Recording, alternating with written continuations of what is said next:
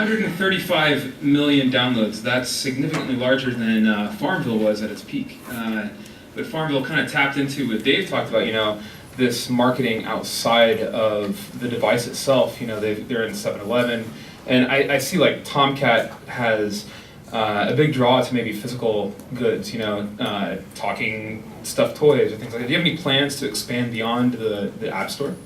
Yes, of course. We have just signed up a partner, which is a large licensing agency, to create a licensing program for us. And we want to do things carefully. We really, want to build a pretty strong brand and make sure that we don't do things too fast. So we've been to a process of picking the right partner and deciding what this program is going to be. And it's a comprehensive licensing program. It includes, different categories of merchandise. But the important point there is what we've done so far. Is people really engage in these apps interactively. And if you think about some other characters out there, they're usually passive characters where the whole story is already developed, and it's pretty easy to tell the story through a physical toy, for example. In our experience, the expectations are much higher. Kids and our users want to have a more interactive experience, so it's pretty challenging to get the right experience.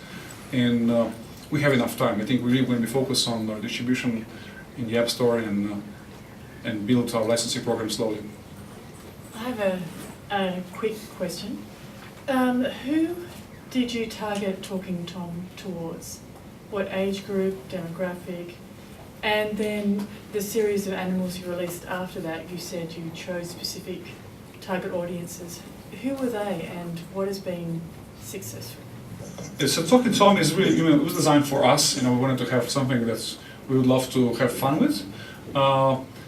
And for everyone, really. We never said Talking Tom is going to be for kids or for parents, but I said in the beginning that our challenge was we'd like to do something that kids will enjoy playing together with their parents, and it appeals to all age groups.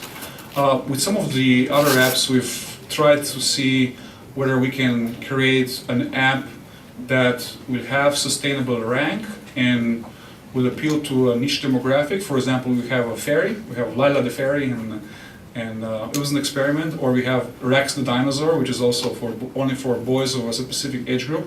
Is it going to have a loyal user base? And the answer is yes. And the rank, and it's been some of our best-selling paid apps so far. So I was curious about your split between your ad-supported stuff versus your paid apps, and what changes you're seeing over time, especially recently, and whether you have any other business models in mind. Sure. We don't disclose these numbers, but we have different revenue streams. I think really the beauty of the App Store is that you have a variety of business models, including microtransactions, straight paid apps, in-app purchases for upgrades, premium content, different kinds of advertising, and so on. So we have a pretty even split between 3 or 4 different revenue streams.